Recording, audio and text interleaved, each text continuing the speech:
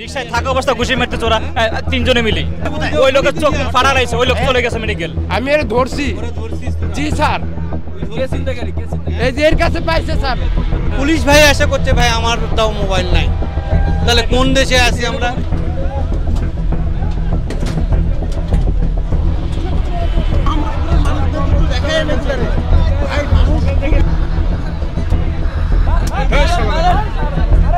মোহাম্মদপুরের আসাদ গেট এলাকা এটি এবং এই রোডে যারা প্রতিনিয়ত যাতায়াত করেন তারা যেমনটি বলছেন যে প্রতিনিয়তই তারা এখানে আসলে ছিনতাইয়ের শিকার হন।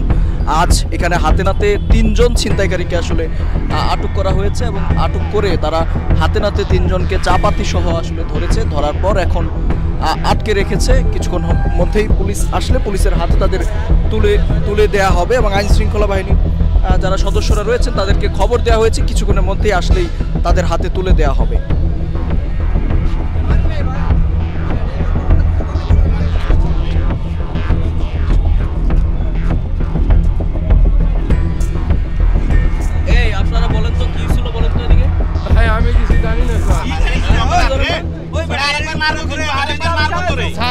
স্যার একটা কথা বলি, এখানে একটা ভাই আমার মার সাথে কথা বলছে, উনি বলবো স্যার সবকিছু। স্যার উনি আমার মার সাথে স্যার, হ্যাঁ স্যার আমি এই যে টাউন এই আসাদ গেট না স্যার, এখান থেকে আসতেছি স্যার, এর ভিতরে বলতে ছিনতাইকারী, আমি এর ধরছি স্যার, আমি এর ধরছি।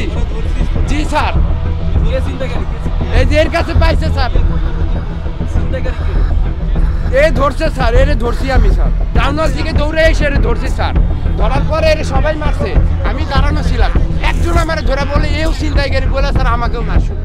আমি দাঁড়াইছিলাম যে এর ধরে সবাই মারতেছে, আমি দাঁড়ানো, আমি মারি না এই কারণেই স্যার।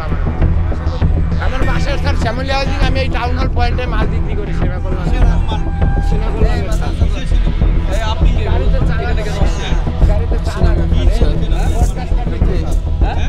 ঘুরতে ঘুরতে আসছিলাম স্যার, অটোর মাঝখানে ছিলাম, আমরা নামায় ছিনতাইকারী বললাম মারতে আসছে স্যার। জি স্যার, না স্যার আমি কোনোদিন করি নাই স্যার এগুলা, চিনি না স্যার আমি।